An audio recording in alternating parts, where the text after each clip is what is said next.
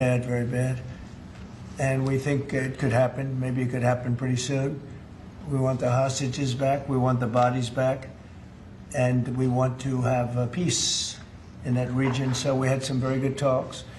As you know, I had President Erdogan here of Turkey, and we had a great meeting today. I think we had a meeting that was very conclusive in so many different things that we wanted, things that he wanted, and that was good. We'll be announcing that sometime later, and he'll be making an announcement too. But we had a great meeting with Turkey and their very respected president, and spent time. We had lunch, and we had a lot of good discussions. So those two things, and we have some executive orders today to sign that are very important for the country. And we'll start off with one that's a proclamation. And yes, sir. Want to do that, Will? Yes, sir.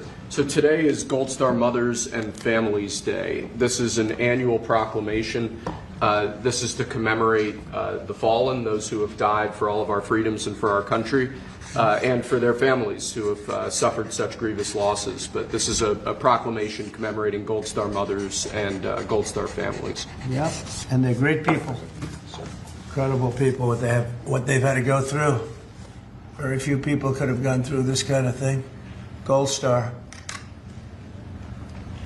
Okay, thank you very much. I'll put it over here, Steve.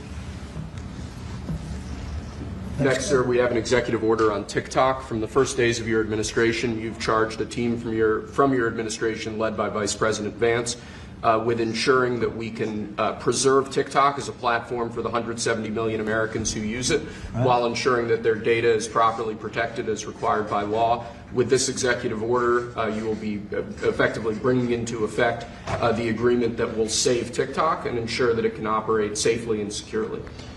So this is interesting because I had a very good talk with President Xi. A lot of respect for him. Hopefully he has a lot of respect for me too.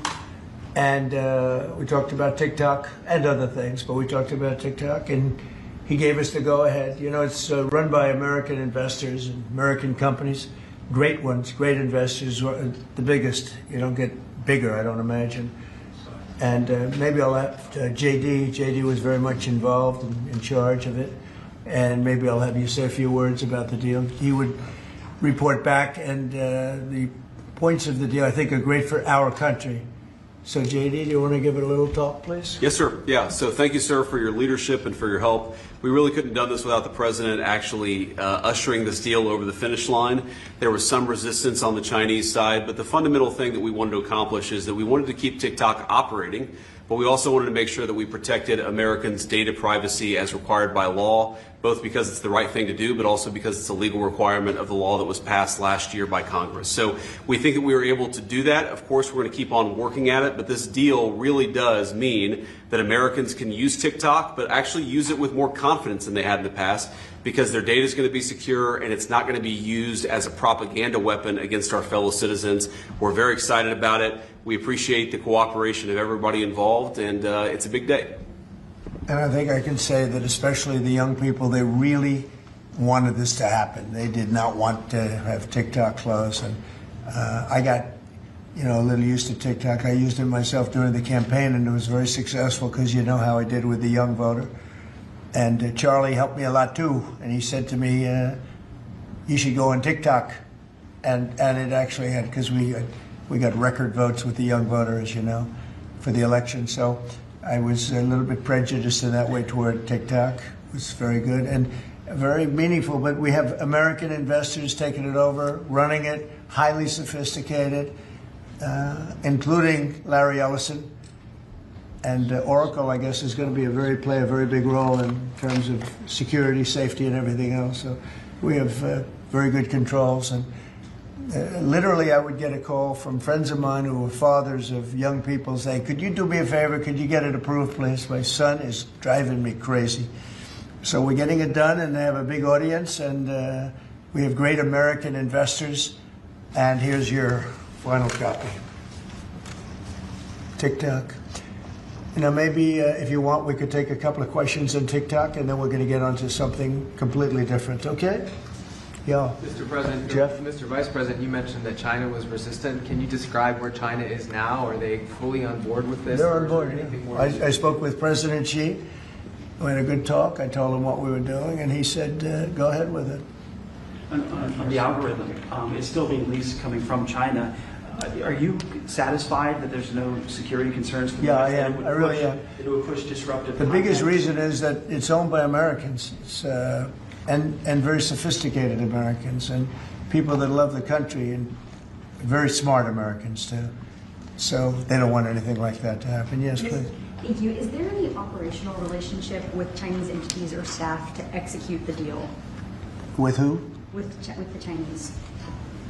I don't think so. Not that I know. No, we're going to be. This is going to be American operated all the way, and great respect for President Xi, and I very much appreciate that he approved the deal, because to get it done properly, we really needed the support of China and the approval of China.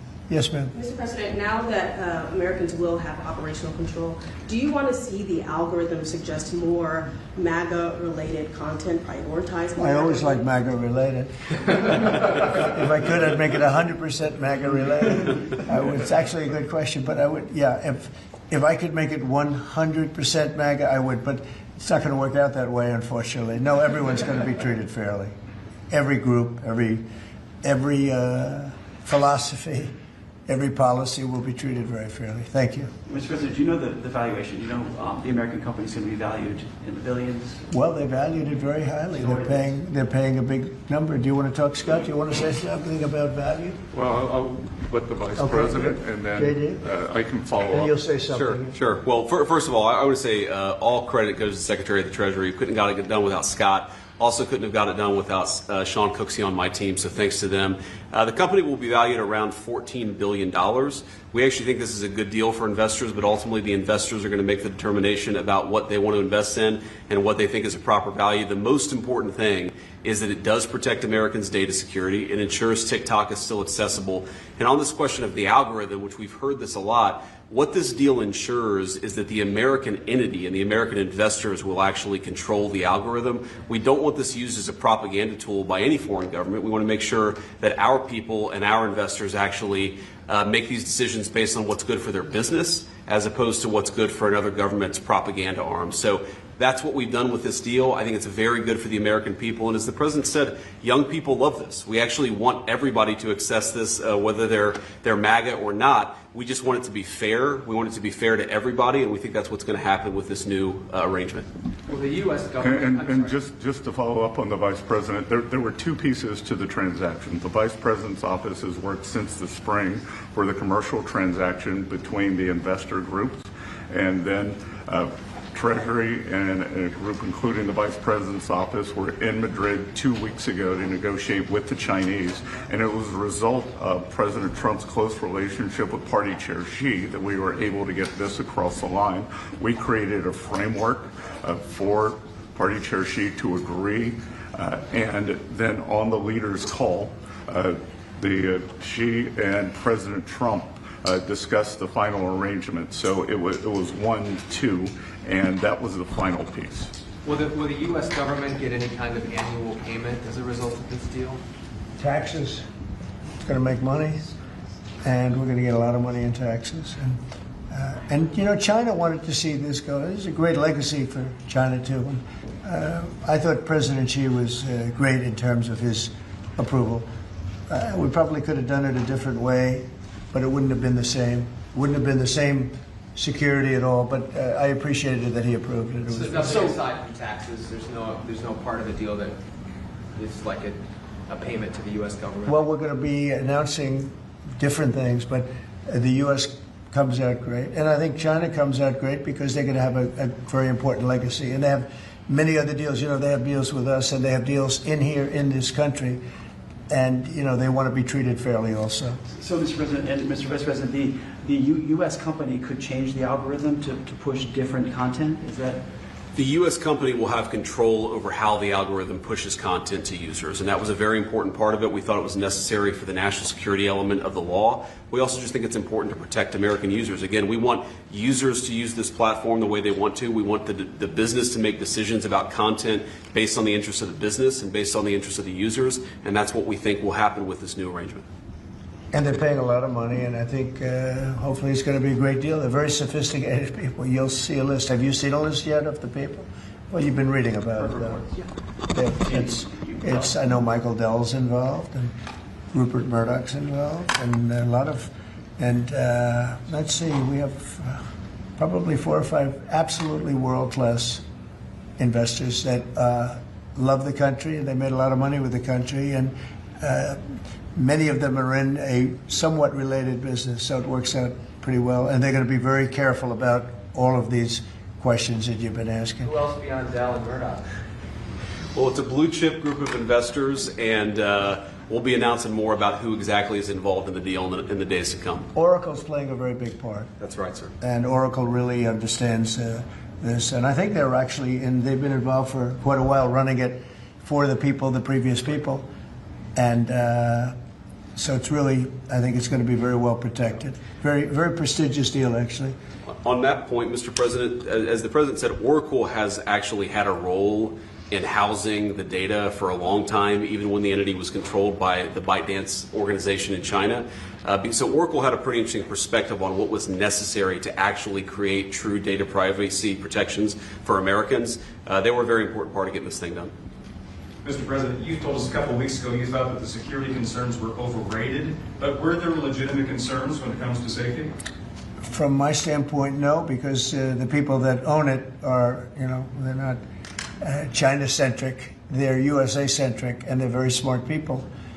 I guess you could say it about everything. Everything is, what's secure nowadays? Things that you think are totally secure turn out to not to be, but I think in this case, it's going to be as secure as you can be because of the ownership and the people. And they have a big investment. It's to their advantage to make sure it's good and safe. Yeah. Anybody else? Do you have a question? No, behind you? Well, I just want to say, do you think this move and getting this deal done, Mr. President, do you think this honors the legacy like Charlie Kirk? You mentioned that he specifically pushed you to get involved with TikTok in your campaign and helped you win young voters. Do you think this deal honors him? Well, I think it's a good thing. It's a good sign. We're doing very well, as you know, with the trade deals. We're doing very well with China and a lot of them. We were never treated properly. We were for 4 years, actually, but we were never treated very properly by other countries, and we're doing well. We've never done this well. We have, because of the tariffs that are coming in, the deals that are being made, $950 billion in one case. $950 billion, where previously they paid nothing. We have, as you know, in Japan it's $550 billion. South Korea is $350 billion. That's up front. And one of the things I can say, I announced it lightly before, but we're taking in tremendous amounts of money with tariffs. We've never seen anything like it. No country's ever seen anything like it. I'm going to devote a little bit of that money, a little bit of the tariff money to our farmers. Our farmers have been incredible. They're the ones that let us survive and eat and enjoy our lives, right? Eat too much, maybe in some cases, like mine. But I will tell you, we're going to take some of the tariff money, relatively small amount, but a lot for the farmers. And we're going to help the farmers out a little bit because during this transition period, a period where we're taking in incredible amounts of money, we'll have a little bit of a shortfall with the farmers until the tariffs kick in, because they haven't kicked in for the farmers yet. And I decided before, and I spoke to all of the people here, that I want to make a contribution out of the tariff money, a small percentage of it, but it's a lot for the farmers. It'll make the farmers feel very good, just help them through the transition. And ultimately, they're going to be making a fortune. They will be one of the top in the whole world in terms of percentage gotten from the tariffs we're taking in. But we have so much coming in; it's a very small thing. But I want to, in fact, just get the word out to the farmer, because they'll be struggling until the transition is complete. Then after that, they're going to do, I think, better than they've ever done before. Last time I said, get yourself a larger tractor and more land. And that was when they were doing very poorly. And they ended up doing that, and they did very well. That was with the deal we made with China. Unfortunately, Biden forgot about the deal, and he never enforced. I enforced it till the end, and China was very honorable. But when Biden came in, he didn't enforce it. So when you don't enforce a deal, they don't do it. So it was terrible. Biden was very bad to the farmers of our country. So we're going to be doing that. It's an honor to do it, too. Brian, did you have a question? Yeah, I'm just going to say, what's your message to the millions of small businesses here in the U.S. that really rely on TikTok to reach their end user and to market their service and their product? Well, thank you for that question, because honestly, we were getting hit up. They use it for virtual advertising, and they pay very little for it and nothing for it. And small businesses have become very successful because of TikTok. And we didn't think of that, you know, when everyone's saying, oh, TikTok and this and that. But over the last 6 months, I was called by so many people saying they're going to go out of business if they can, because they use it virtually as a advertising tool. And without it, they wouldn't have anything. They wouldn't be able to get the word out about their good product or whatever it is they're selling. So it's a very important thing for small business. It's another reason I wanted to do the deal so badly. So let's go to another subject now, if we might, okay? And Will, Can I please. ask you about farmers? About the farmers? Yes, go ahead. What does that look like? Is that going to be direct checks to farmers, or is it going to be Well, we taxes? haven't decided that. We'll be dealing with Brooke later and the Secretary of Agriculture, and we'll figure out how to get money to the farmers. And again, this comes out of the large amount, hundreds of billions of dollars of tariff money that's pouring into the country.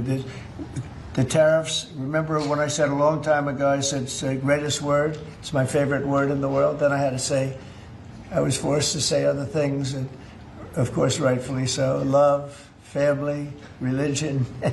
So I think I put tariff number 5. I was forced because the fake news did a big number on me. It's one of those little, but let's say it's my 5th favorite word, the word tariff. But it's making our country very rich. And when our country is rich, I'm able to help the farmers, and I'm able to help even other countries that are in trouble, you know. But we're able to help people that are in trouble. Medicaid, Medicare, Social Security. It's all a benefit of this tremendous amount. And I heard numbers coming in today, Scott, where the numbers were very high, right? The economic numbers were off the charts, sir. Unfortunately, right? Because this is the only country in the world where you announce great numbers and the stock market goes down. Because when you announce great numbers, they immediately want to take that success away by raising the interest rates. Why can't you announce great numbers and let them lower the interest rate so you can make numbers? This is the only country in the world. I don't know if you heard. Could you just tell them what the number was? And how it was 3.88% growth, the biggest in years. And the important thing is the president says this is going to be non-inflationary growth, just like it was in his first term. So strong growth, low inflation, real wage gains.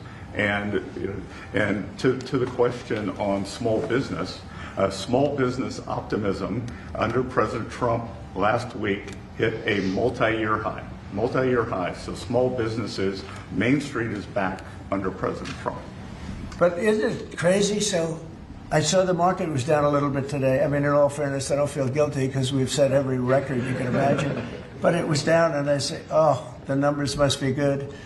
Meaning the growth numbers are phenomenal. And again, this is during, but a little bit of the heavy, the really success and the money pouring into our country through the tariffs. And I just say, why can't we have great numbers and lower the interest rates so we have even greater numbers? So people were saying, oh, the numbers are so good, they're going to have to raise interest rates. That doesn't have to happen. And there's no inflation. We have really, the only thing we have is great success. We're having unbelievable success. So the numbers are much higher than anticipated, except for by me and Scott and some of the other people. And they'll get a lot higher than that, too. But I don't want to, every time we have good numbers, say, let's take all the juice out by raising interest rates. It's so backwards. It's so backwards. Mr. President, they don't appreciate the importance of the third leg of your stool, because trade, taxes, and deregulation allows for significant upside growth without inflation. So eventually the people at the Fed will be able to focus on this like Alan Greenspan did in the 90s. You can have strong growth and low inflation, and I think we can get the stock market up, Wall Street, Main Street, both doing well. And we want low interest rates. There's no reason that every time we announce these record numbers, these numbers are way above projections by, all the great geniuses out there. And I knew this was going to happen. So they had 71 different people, and only 2 got it right. Me and another gentleman from, I think, my wonderful Wharton School of Finance, actually. So anyway, but I really want you to look at that. Every time we have good numbers, they say this is a good time because they're guarding against inflation that may happen in 2 years from now. We have to change. We have to change our thinking. We should be rewarded for good numbers, not penalized. So, Mr. President, is that 3.8? Is that the start of a 3% growth for the Well, entire year? you know, the number was projected at 2, because we're in a little bit of a transition period, but that transition period's ending faster than we thought on tariffs. The money coming in is much greater than people thought, and there's no inflation, essentially. There's no inflation. We just went through the worst inflation in the history of our country under sleepy Joe Biden. He was sleeping, and the inflation was really bad, worst ever. They say 48 years, I'll take that too, but I think it was probably the worst inflation we ever had because of spending and energy going through the roof and everything else. By the way, energy is way down. And you're going to really be impressed when you hear what happened today with President Erdogan of Turkey. I think it's great for both countries. I think it's great. We have great relationships with a lot of countries. And you may be even more happy when you find out, because we spoke with Bibi Netanyahu today, and we spoke to all the leaders in the Middle East who are great people, and we're getting pretty close to having a deal on Gaza and maybe even peace, which would be the first time in about, 2,000 years, I think? In the region, I'd say the first in, Steve, what would you say, first in 2,000 years, or maybe 1,000? Huh? 2 millennium. It's a long time. Yeah, go ahead. Did Erdogan agree to stop buying Russian oil? Did he? I don't want to say that, but if I want him to, he will, yeah. But he didn't think that assured. Well, I didn't say, okay, you stop, but I believe you. I believe he will stop it, yeah. Did you make a deal? You know why? Because he can buy from a lot of other people. He can buy from a lot of other people. You know who really can't is Hungary. Hungary's got, they're landlocked, and they don't have a nice ocean where ships can sail in from all over the world. They have one pipeline coming. Because I spoke with, he's a great guy, he's a great friend of mine, but, that's a harder word for that. And Slovakia, too. They're sort of married to one pipeline. So I just don't want to have people go blaming them when, we spoke to them at length today, and it seems like that, for them it's a little, but that's not, Turkey has a lot of options.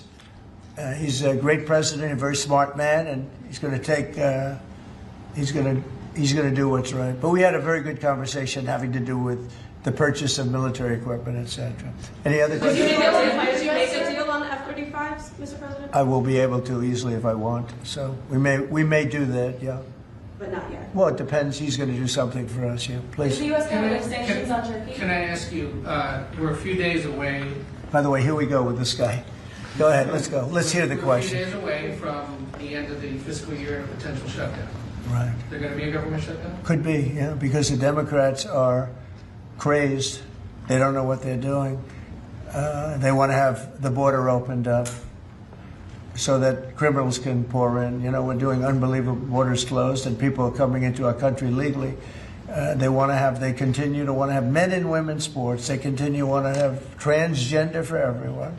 They want to raise everybody's taxes at a number that's not sustainable.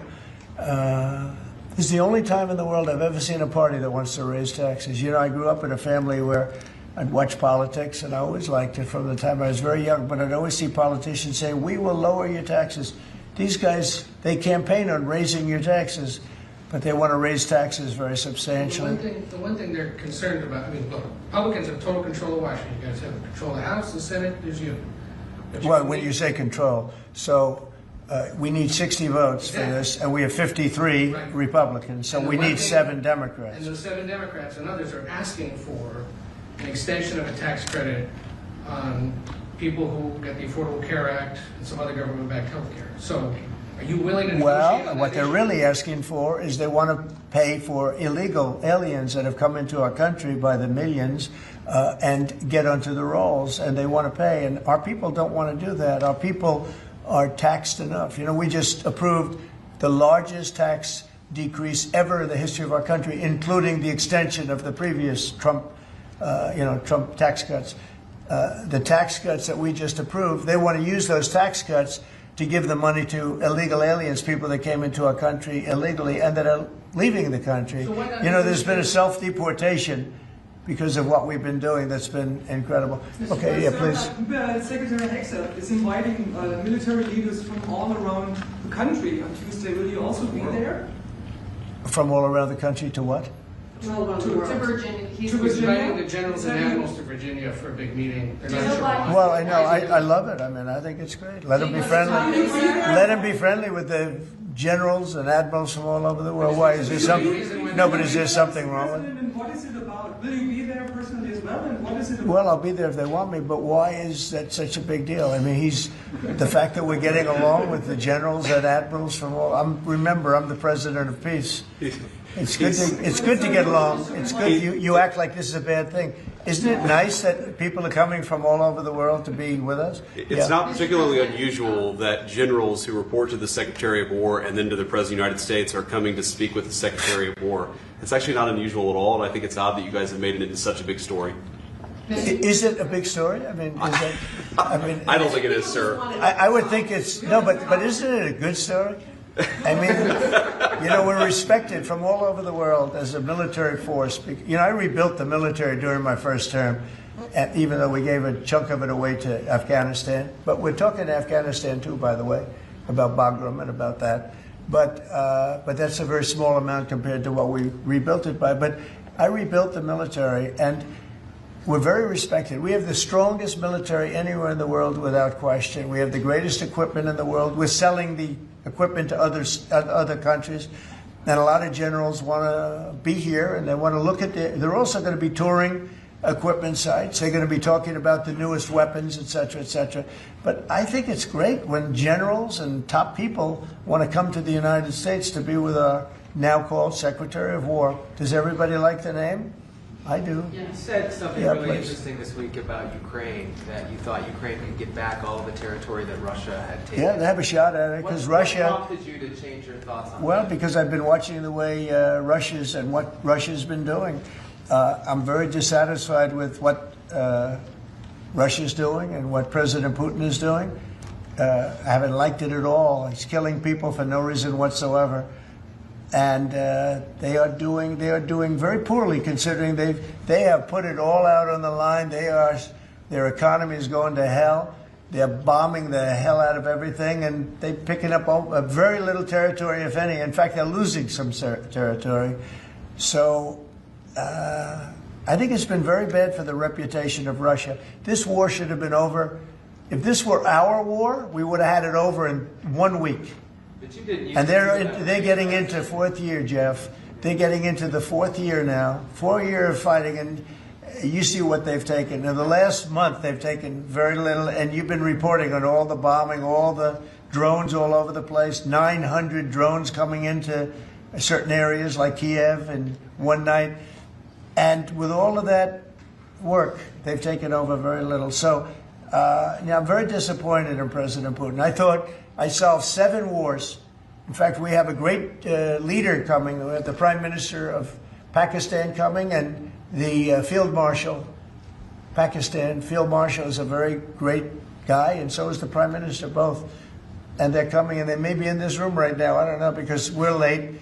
And I said maybe they'd like to join they actually may be somewhere in the beautiful Oval Office. Yeah, please, behind you. Quickly on Gaza, did you promise leaders this week that you would not allow Israel to annex the West Bank? And is that something that you I will not allow Israel to annex the West Bank. No, I will not allow it. It's not going to happen. Did you speak with Netanyahu about this directly? Yeah, but I'm not going to allow it. Whether I spoke to him or not, I did. But I'm not allowing Israel to annex the West Bank. There's been enough. It's time to stop now, okay? Yes, please. Jasmine Crockett recently. Jasmine Crockett. Remember what I said? Is she a relation to the late, great Davy Crockett? I don't think so. Jasmine Crockett, let me tell you, before you even ask, she's a very low IQ person. I mean, if we ever had to pass an aptitude test, that's the one should take one because she shouldn't even be in the crowd. So I have no idea what you're going to, but I don't think we should waste our time. This is a low IQ person who I can't even believe is a congressperson between her and Ilman Omar and the group. You know, I met the head of Somalia. Did you know that? And I suggested that maybe he'd like to take her back, and he didn't want her. He said, I don't want her. Okay, what else? Go ahead. Let's hear what Crockett said. Go ahead. She compared ICE raids to slave patrol. I want to ask you. To slave? To slave patrol. I want to ask you if you think that there should be consequences for members of Congress who make these types of comparisons or use this type of language. Well, I think she's gone over the line, and I think a lot of the people. Look, the Democrats have become radical left lunatics. They have policies that nobody's going to buy. And, you know, I see what's going on in New York. We're going to have perhaps a communist mayor because it's split up. You know, if the people would get together and have one candidate, they'd have, I think, a pretty good chance. But it looks like maybe they're not going to do that. But we're going to end up with a communist mayor. It's not even believable, my beautiful New York. When I left New York to become president, it was a great place. But it was the beginning of bad things because we had de Blasio. Had just started as mayor, and I said, this guy's this guy's a real nut job. Went to Harvard to teach management. Can you believe it? He went to Harvard to teach city management along with the mayor of Chicago, who went to Harvard to teach. The two of them are teaching how to manage a city manage it into hell is what they do. But that was the beginning, and now we're going to go a step further. Now we're going with the communists. Can I be honest? I think it's the greatest thing to ever happen to the Republican Party. I really do. I think if a communist takes over New York City, I think that's a gift to the Republican Party. It's sad for New York, but it's a gift. And New York will recover because, you know, sometimes you need a shock like that to straighten you out. But it's politically, it's probably a very good thing. Mr. President, can I ask you about immigration, crime, and the World Cup, actually? So that's a lot of you have a number of cities that are pushing back against your immigration deportation move as well as your crime initiatives. Some of those cities... I don't think they're very much pushing back. But some of those cities have World Cup games. Yeah. Seattle, San Francisco. They're going to be very secure. But could those games move if they don't cooperate with your crime push? Well, that's an interesting, I guess, but we're going to make sure they're safe.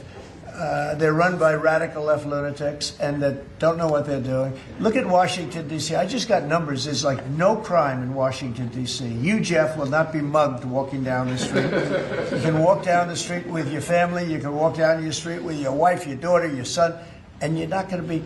We took out 1,700 career criminals that we're not allowing back.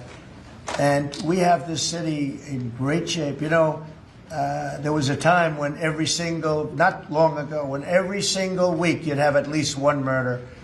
And look what's happening with Washington. It's safe. I went to dinner in Washington just to prove a point. I gave a press conference in the middle of a street. I wouldn't say Secret Service was thrilled, but I did it, and here I am. Look, Washington, D.C. is such a great example of what can be done. We did it in 12 days. We made it very safe in 12 days, and now it's much safer than that. One other thing, I drove around Washington over the weekend, and I said, look at the difference. The grass looked great. Everything looked great. You know, we had a lot of our National Guard, and we didn't ask them to do it. They did it themselves. They're proud.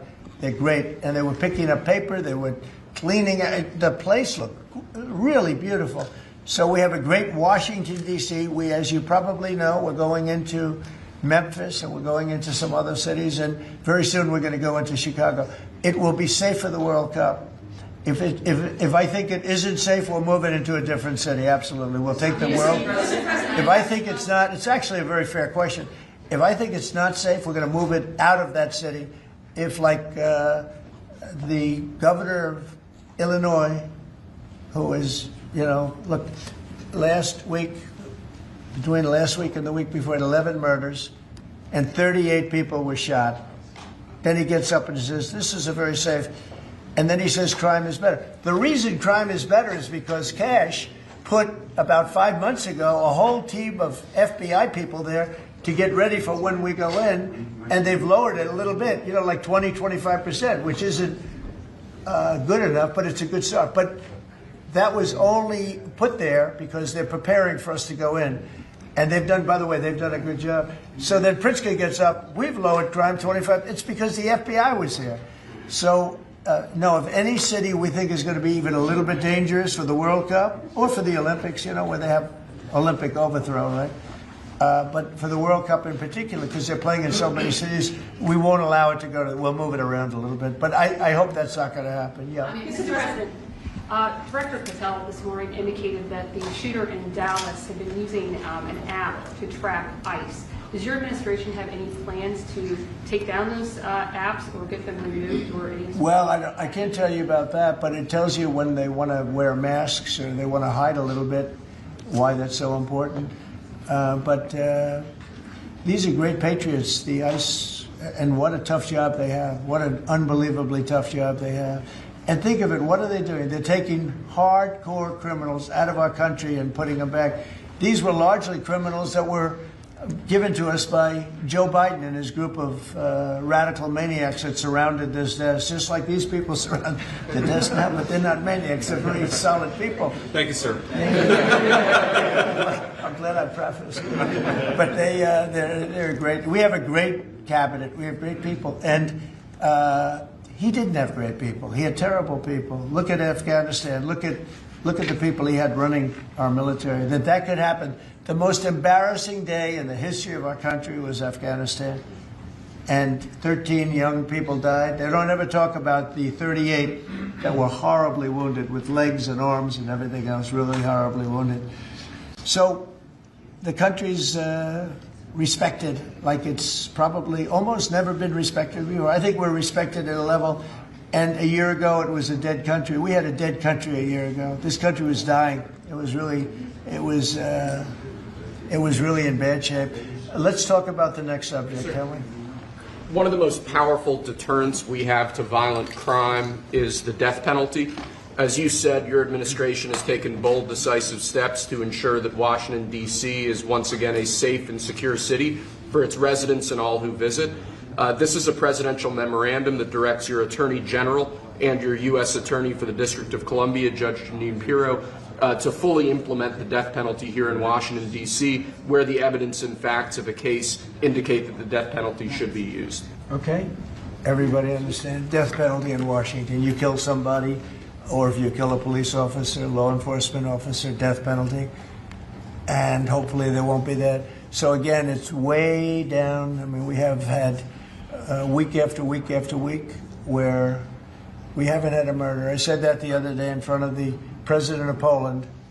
The press was here, and I said, ladies and gentlemen, I'd like to announce that Washington, D.C. has not had a death in 4 weeks, a murder. And he looked at me, he goes, is that good or bad? He said, what kind of a place is this? But it's true for years. I mean, every week, essentially, somebody got killed or more than one. And this is a very safe city right now. We don't play games. And, it's interesting. We took these careers out, career criminals. They call them careers. They left the word criminal out. But we took the careers out of here. And they're now brought back to their homes, or they're in jail, or they're in a jail in another country. And hopefully they're not coming back. And we have to maintain it. You can't just leave, and we have to maintain it. We've gotten along fairly well with the mayor. She's getting a party that hates that the city's becoming safe. I mean, they're actually criticizing her because the city's becoming safe.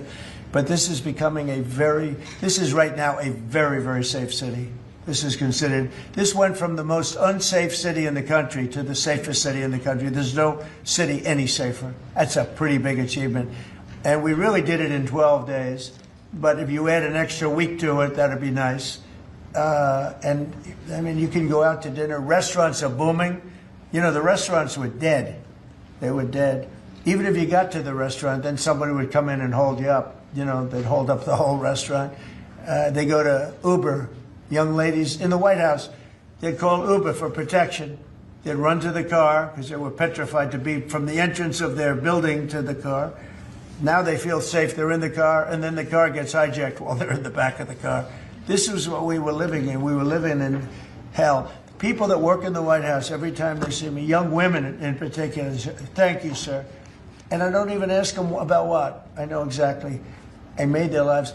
Now they're living in a beautiful, glamorous place called Washington, D.C. with no crime, and that's the way it should be.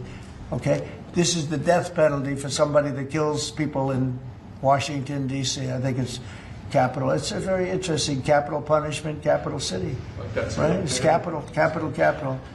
But this is our capital city. We can't allow that to happen. People come in from Iowa to look at the Lincoln Memorial and they end up getting killed.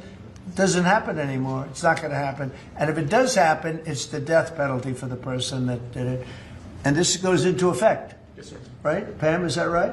Could you speak a little bit about that? Yes, sir. Not only are we seeking it in Washington, D.C., but all over the country again. And as you saw very recently, we are now moving the inmates who were on death row, who Joe Biden or the auto pen commuted their sentences off of death row. We're moving them to supermax facilities where they will be treated like they're on death row for the rest of their lives, President Trump. Okay, that's a big statement. Thank you very much. Okay. I see some of you shaking your heads very positively. Thank you, Brian. Thank you, fellas. You said on the campaign trail that It you were said it. for Yeah. the death penalty if anybody, an illegal, killed a U.S. citizen That's or a right. police officer. So this just reinforces your campaign promise. Right. And most people really like it. And Washington, again, it's going to serve as a beacon because you have to do it. These are bad people. When you look at that guy, the guy that killed the young lady in the train in North Carolina, that he'll be in trial for years, years, years. He'll get a good lawyer somewhere along the line. Somebody will come along, and what he did to that young lady, and she went into that train scared. You know, when she went in, the way she sat down, she was scared to just be there. She just wanted to not pay any attention to anybody, just not be noticed. And she had her throat slit.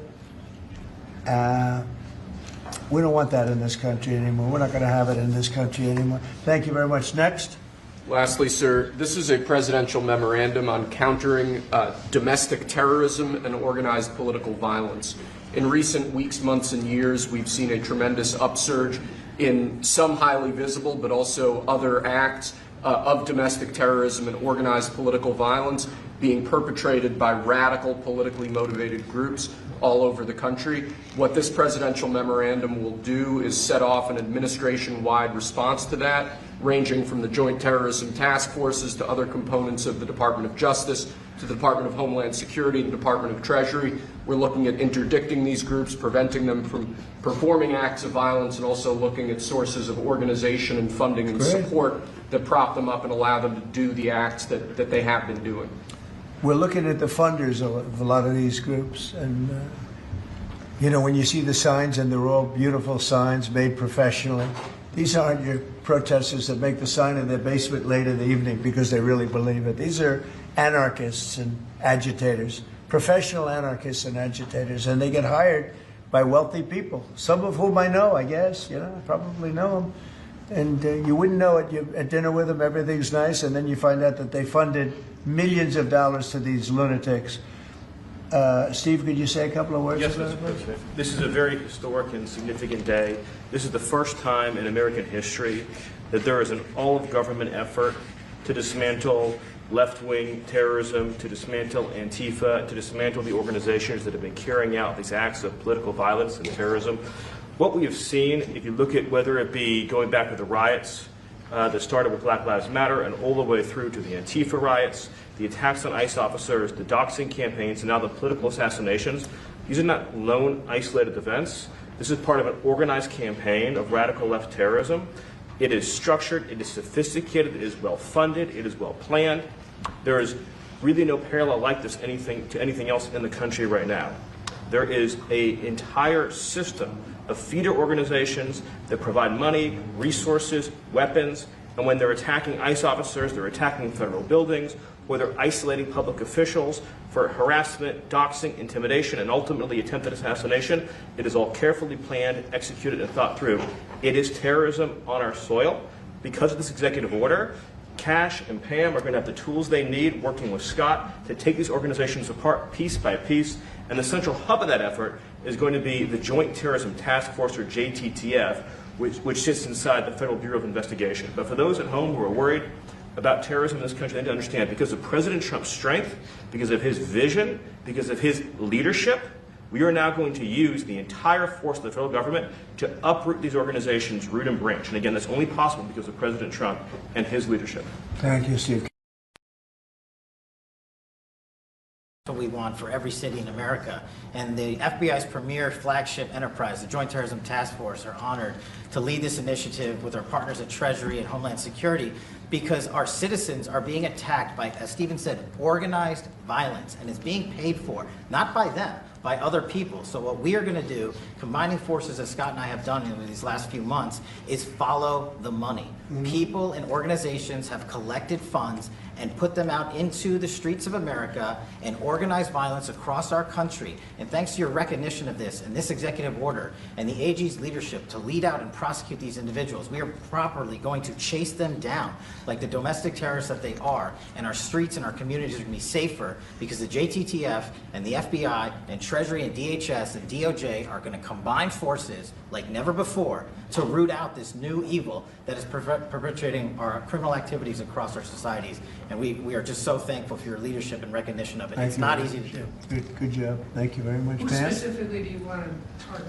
What? Besides Antifa, is there a specific group or person you're targeting with this? Any organized group. Any organized Any group? organized group who are committing these crimes, and we're working with the Secretary of Treasury. You know what law enforcement has told us under President Trump's leadership?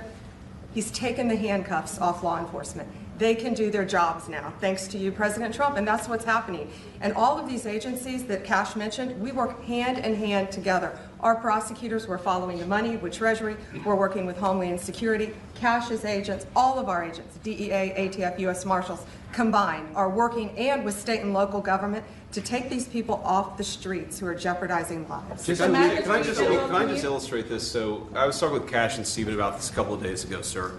So I believe it was in Oregon where you had a federal building where there were men in black ski masks who were committing acts of violence, who were shutting down a government building. To the president's point, they don't come from nowhere. These are paid people. This is organized. They're committing acts of political terrorism on American soil. And it's time we had a government that looked out for the American people rather than the people who are committing violence against the American people. But Madam Attorney When you General, go out to Portland and you see what's happening in Portland, this is like nobody's ever seen anything like it. Every night, and this has gone on for years. They just burned the place down, and you know the shop owners, most of them have left, but the few shops that are open, they just use plywood and just like 3/4-inch plywood. They don't put storefronts in because they know it's going to be burned down. These are professional agitators. Right. These are bad people, and they're paid a lot of money by rich people, some of whom we know. I'm sure I know some. I don't. If I knew, I wouldn't associate because I'll be in trouble. Because Pam will say, "Why are you associating with this person?" But I will tell you that these are bad people, and they're paying a lot of money, millions of dollars. But take a look at Portland sometime. These are these are crazy people, and they're trying to burn down buildings, including federal buildings. And on my list of things that I want to do before we finish up with the cities, because I think we're going to whip the cities back into shape, and we have to. We cannot let our cities, and that's a small example, but it's the most violent example. It's every night, and they've done it for years. You think maybe at some point they made their point, and what are they doing? But we're going to get out there, and we're going to do a pretty big number of those people in Portland that are doing that. They're professional agitators and anarchists. They're actually anarchists, yeah. Go ahead, why don't you defend? Let's see you defend them, Jeff. No, I'm not defending anyone. I just want, so that we can just explain this in our stories, could you name a couple? You don't explain it right, though, Jeff. Go ahead, let's go. Maybe let's give you another chance. Go ahead. Antifa, Soros. What names are we talking about? Well, Soros is a name certainly that I keep hearing. I don't know, but Soros is a name that I hear. I hear a lot of different names. I hear names of some pretty rich people that are radical left people. Maybe I hear about a guy named Reid Hoffman. somebody's a pretty rich guy, I guess, and I hear about him. I don't know, maybe could be him, could be a lot of people. We hear the same names, but they're bad, and we're going to find out. And if they are funding these things, they're going to have some problems because they're agitators and they're anarchists. These are anarchists, really bad. Okay, yeah, please. Mr. General, Mr. President, can you are you, Who you Mr. with? President, Who you with? I'm with the Center Square. Sarah Rodriguez is my name. Sarah, there's also, as you know, Antifa is not just a domestic terror, or now a domestic terror organization. It's also international. I know the Netherlands is looking at also designating them a terror organization. Right. Have you been working with your intel community and your DNI to possibly expand that to making them designating Yes, an we international terror have. organization? We have been. Yep.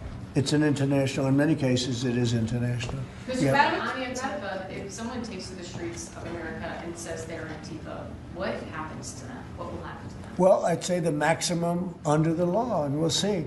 Now, if they kill somebody, we just signed a death penalty, so it depends where it is. But if they kill somebody, which they do, I mean, people are dying. You go out to Portland, people die out there. Many people have died over the years in Portland. Portland is, I don't know how anybody lives there. It's amazing. But it's anarchy out there, and that's what they want. They want anarchy. Like when they attacked Seattle and took over a big percentage of the city, I was going to go out and we were going to do a big number. They heard that and everybody broke up all of a sudden. But, you know, you have governors that have to run that, and a lot of them don't do that. I don't like to go in. I'd rather have Pritzker's support when we go into Chicago. But if we don't have it, that's okay, too, because we're paramount, and we will do what we have to do. We're going to make Chicago safe. We're going to make every place. We're going to make as many as we can, and usually that involves a surge. But what we did with, in the case of Chicago, by having the FBI go out there 5 or 6 months ago, we brought it down a little bit. You know, a little bit is 25%, so it's not so little, but it is when you're talking about the kind of crime and killings and murders that you hear in Chicago. But we're going to get it. Chicago's a great city. As the Union Pacific said, the head of the Union Pacific, who's a great guy, started off as a low-rung guy. He said he started at a caboose, and now he's the chairman of the Union Pacific. But he's a great guy. But he said, "Sir, don't lose Chicago."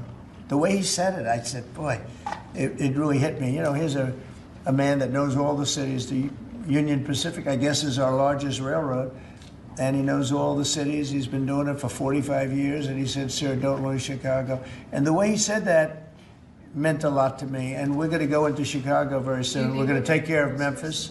We're going to take care of Memphis. You can't walk a block without getting shot.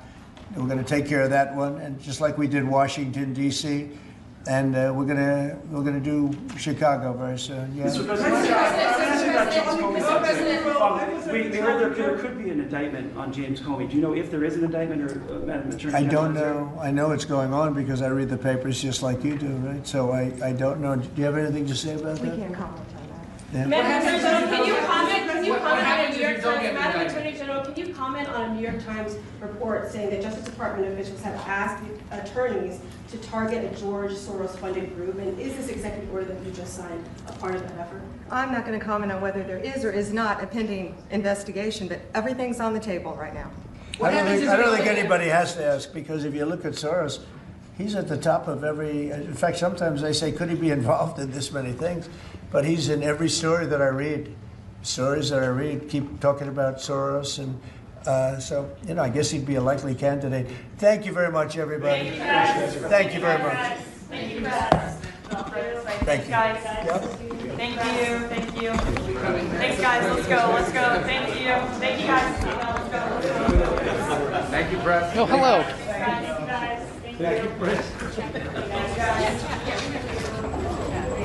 Yes.